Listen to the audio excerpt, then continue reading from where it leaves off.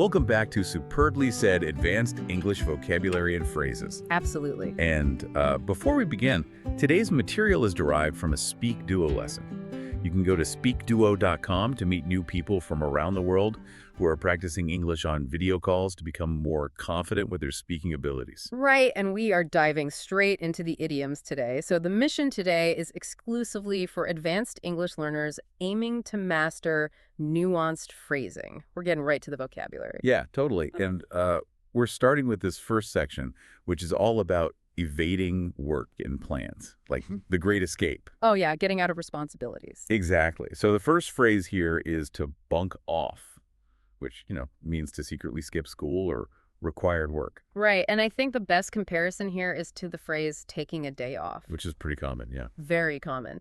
But the nuance is that taking a day off is official, it's approved.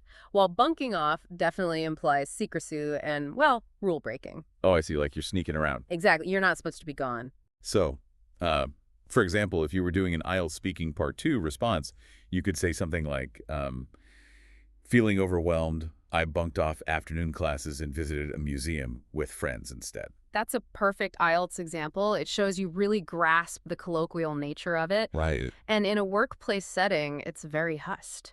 You might whisper to a colleague, like, hey, are you going to bunk off early this Friday? Yeah, you definitely wouldn't announce that to your manager. Definitely not. Which brings us to the next phrase, to jack something in, meaning to abruptly quit a demanding job or activity. Yeah, to jack it in. But how does this actually differ from just resigning? Because resigning is quitting too. Well, resigning is professional. I mean, it's procedural. You write a letter, you give notice. Right, very by the book. Exactly. Whereas jacking something in is highly emotional, it's abrupt, and it's mostly driven by intense frustration or burnout. Oh, wow. So it's like throwing your hands up and walking away. Pretty much, yeah. So if I was talking to my boss and I wanted to reassure them, I could say, look, the stress is really high, but I'm not going to jack it in. Yes, that works perfectly. Or if you were talking about a colleague, you might say, after years of stress, she just jacked her job into travel. Just left it all behind. Exactly. No 2 weeks notice, just gone. Wow. Okay. So the third phrase in this evasion category is to bail out, which is, leaving a situation quickly or abandoning plans. Right. And people often confuse this with canceling. Yeah, I mean, they sound similar in practice. They do, but canceling is very standard and neutral. Like, I have to cancel our meeting. Standard corporate talk. Right. But bailing out implies you are leaving people in a lurch.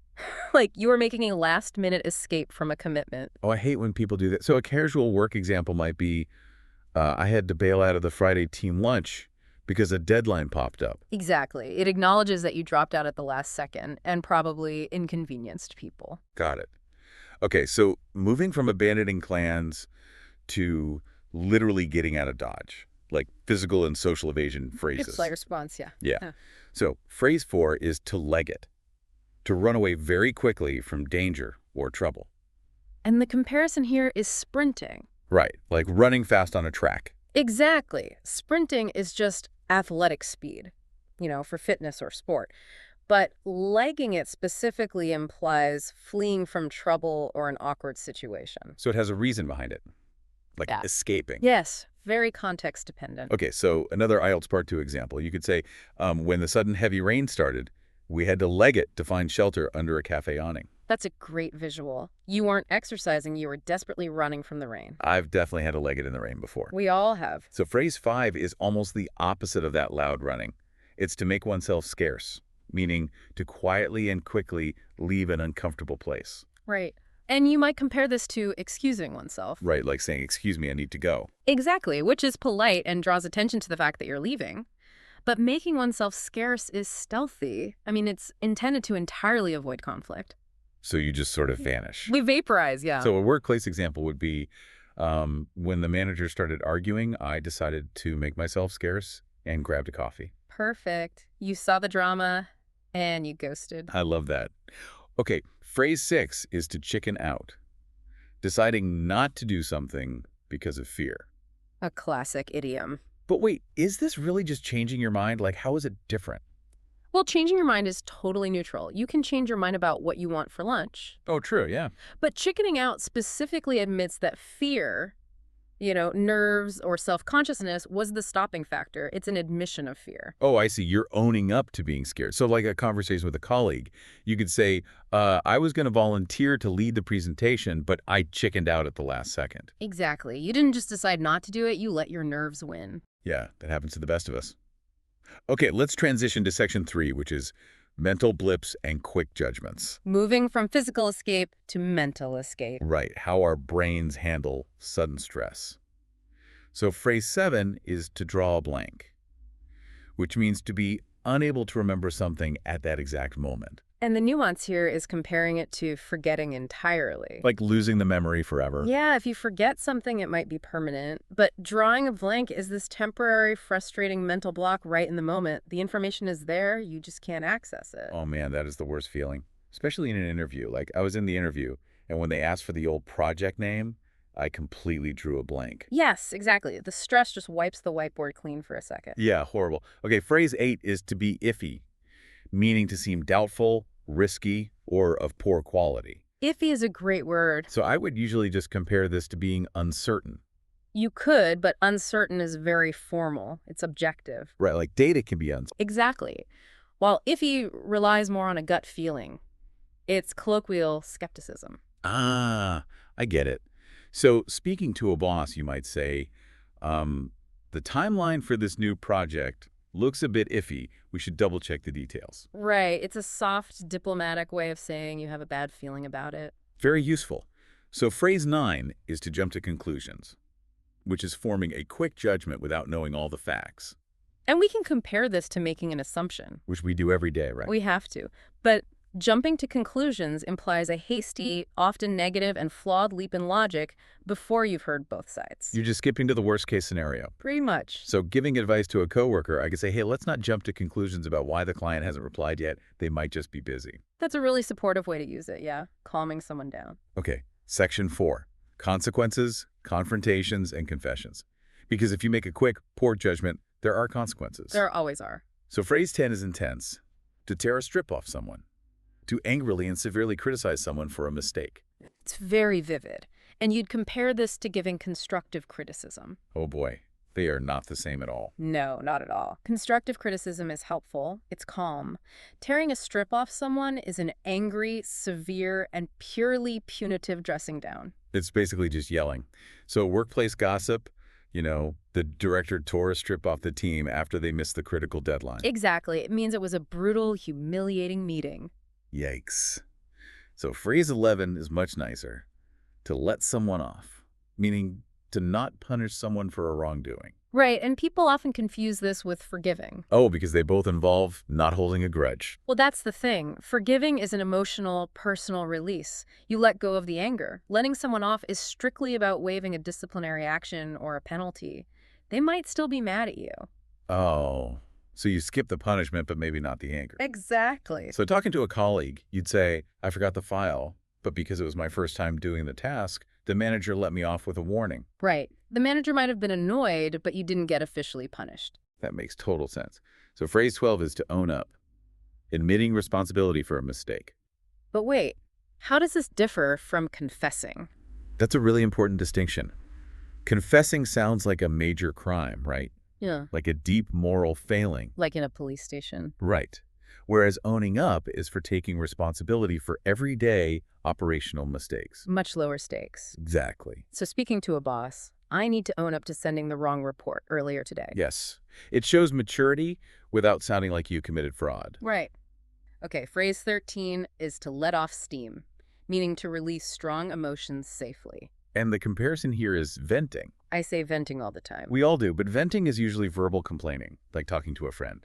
Letting off steam often involves a physical activity to decompress. Ah, so like running or cooking. Yes, physically releasing the energy. So for an IELTS Part 2 response about stress, you could say, after a stressful week, I let off steam by going for a long run.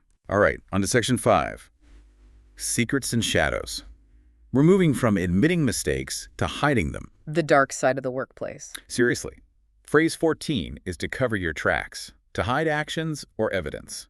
And you could compare this to cleaning up. But cleaning up is just being tidy, right? Exactly. Cleaning up is benign. Covering your tracks implies deception, privacy, or actively hiding evidence so others cannot find out what you did. Like an IT workplace example. He deleted the draft emails to cover his tracks before the meeting. Very suspicious behavior. Very. Okay, the final phrase, number 15, is to keep something under wraps, to keep a plan secret until the right time. Right. And the comparison here is simply hiding something. But hiding feels, I don't know, a bit negative. It is. Hiding often implies malice or shame, while keeping something under wraps implies a strategic, temporary secret, like a surprise. Oh, like a party. So office party planning, we need to keep the retirement party under wraps until Friday. Perfect example. You're just waiting for the big reveal. Awesome. Well, that brings us to the advanced vocabulary quiz. Let's see how everyone does. Yeah. So, listener, I will read each question, and it's 3 options, A, B, and C. Feel free to pause the podcast here if you need to think about the answer, and our expert will immediately provide the answer after the pause. So, question 1. Which sentence uses the idiomatic phrase to bunk off correctly based on context? Option A. The professional furniture manufacturing carpenter was instructed to bunk off the wooden frame components during the assembly. Option B. The deeply frustrated young retail clerk aggressively managed to completely drop a white line. Option C. Feeling exhausted by the endless morning lectures, he decided to bunk off afternoon classes and spend the time at the local library. Feel free to pause the podcast here if you need to think about the answer. The correct answer is option C, to bunk off. Feeling exhausted, he decided to bunk off afternoon classes. Remember, to bunk off means to secretly skip a responsibility, just like our earlier example of skipping afternoon classes to go to a museum. Those distractor options are wild. Okay, question 2. Select the context where the phrase to draw a blank is most appropriately used figuratively. Option A. Despite searching through my memory for 10 minutes during the interview, I completely drew a blank when asked for the exact software version number. Option B. The professional art supplying sketch artist was instructed to draw a blank canvas for the exhibition opening. Option C. The incredibly clumsy warehouse inventory clerk accidentally managed to quickly buy some large systems. Feel free to pause the podcast here if you need to think about the answer. The correct answer is option A, to draw a blank. I completely drew a blank when asked for the software name. Remember, this means a temporary inability to remember something, perfectly mirroring our interview memory example from earlier. Question 3. In which situation does someone accurately utilize the advanced phrase to tear a strip off someone contextually? Option A. The professional tailoring and fabric cutting seamstress was instructed to tear a strip off someone during the garment alteration. Option B. After discovering that the critical audit report had multiple major errors, the director tore a strip off the entire team during the briefing. Option C. The completely terrified young wilderness traveler unexpectedly noticed an exceptionally massive, heavy tool chest. Feel free to pause the podcast here if you need to think about the answer. The correct answer is option B. To tear a strip off someone, the director tore a strip off the entire team. This means to angrily and severely criticize someone, just like the angry director example we discussed. Question 4. Which response best demonstrates the advanced phrase to make oneself scarce figuratively? Option A. When the argument between the managers began to escalate into a shouting match, I quietly made myself scarce and walked out. Option B. The professional wildlife conservation officer was instructed to make oneself scarce for the endangered animal census. Option C. The incredibly clumsy warehouse inventory clerk accidentally managed to quickly catch that white balance. Feel free to pause the podcast here if you need to think about the answer. The correct answer is option A. To make oneself scarce. I quietly made myself scarce and walked out. This means to quietly and quickly leave an uncomfortable place, just like when the managers were arguing earlier. Question 5. How would a professional accurately use the phrase to jack something in contextually? Option A. The professional automotive mechanic technician was instructed to jack something in during the vehicle tire replacement. Option B. The completely confused amateur theater group unexpectedly decided to proudly paint a clean frame. Option C. Frustrated by the relentless overtime demands and lack of support, she decided to jack her corporate job in and travel for 6 months. Feel free to pause the podcast here if you need to think about the answer. The correct answer is option C. To jack something in. She decided to jack her corporate job in. This means to abruptly quit due to stress or burnout, matching our example of the colleague quitting to go traveling. Question 6. Which scenario perfectly illustrates the meaning of the phrase to chicken out contextually? Option A. The professional poultry farm agricultural manager was instructed to chicken out the coops during the morning inspection. Option B. He had spent weeks talking about volunteering to lead the presentation, but right before the meeting started, he chickened out. Option C. The incredibly clumsy hotel maintenance worker accidentally managed to completely drop that red tray. Feel free to pause the podcast here if you need to think about the answer. The correct answer is option B. To chicken out, right before the meeting started, he chickened out.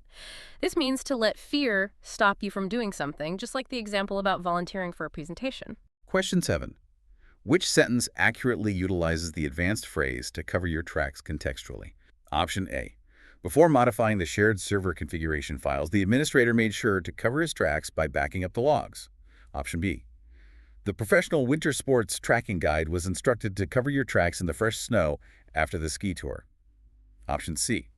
The duply confused young kitchen assistant accidentally managed to quickly slice a fresh piece of tracks. Feel free to pause the podcast here if you need to think about the answer. The correct answer is option A, to cover your tracks. The administrator made sure to cover his tracks. This means to hide actions or evidence, like the IT worker manipulating the server logs. Finally, question 8. Which of the following statements correctly uses to own up figuratively? Option A.